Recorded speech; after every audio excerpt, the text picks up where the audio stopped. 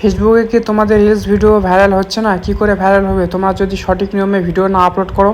তো আজকের এই ভিডিওতে তোমাদেরকে দেখাবো যে কিভাবে তোমরা সঠিক নিয়মে ফেসবুকে রিলস আপলোড করবে। তো প্রথমে তোমরা ফেসবুকটা ওপেন করে নেবে, এরপর যে প্লাস চিহ্নটা রয়েছে সেখানে ক্লিক করবে, তারপর রিলস অপশানে ক্লিক করতে হবে। এরপর তোমাদের গ্যালারি ওপেন হবে, এখান থেকে যে ভিডিওটা তোমরা আপলোড করবে সেই ভিডিওটা এখান থেকে সিলেক্ট করতে হবে। এখান থেকে আমি এই ভিডিওটা সিলেক্ট করে নিলাম। এরপর নেক্সট অপশান রয়েছে সেখানে ক্লিক করতে হবে। এরপর এখানে তোমরা একটা থাম্বনেল সেট করবে। তো থাম্বনেল সেট করার জন্য এডিট অপশানে ক্লিক করতে হবে। তো তারপর এখান থেকে যে থাম্বনেলটা সব থেকে ভালো সেটা তোমরা এখান থেকে সেট করবে।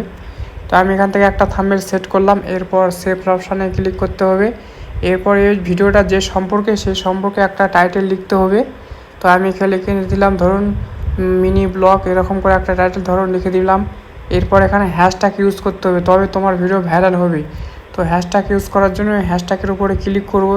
এখান থেকে দিলাম ধরো ভিডিওটা মিনি ব্লগ, তো সেই হিসাবে মিনি ব্লগ লিখে দিলাম এখানে। এরপর এরকম করে 4-5টা ভিডিও রিলেটেড তোমাকে হ্যাশট্যাগ দিতে হবে।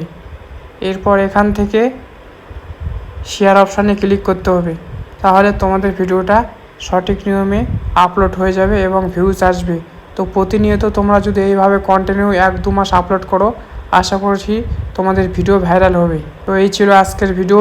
তো ভিডিওটা ভালো লাগলে সবাই একটু লাইক করে দিও আর কমেন্ট করে দিও, আর চ্যানেলে নতুন হয়ে থাকলে চ্যানেলটি অবশ্যই সাবস্ক্রাইব করে দিও।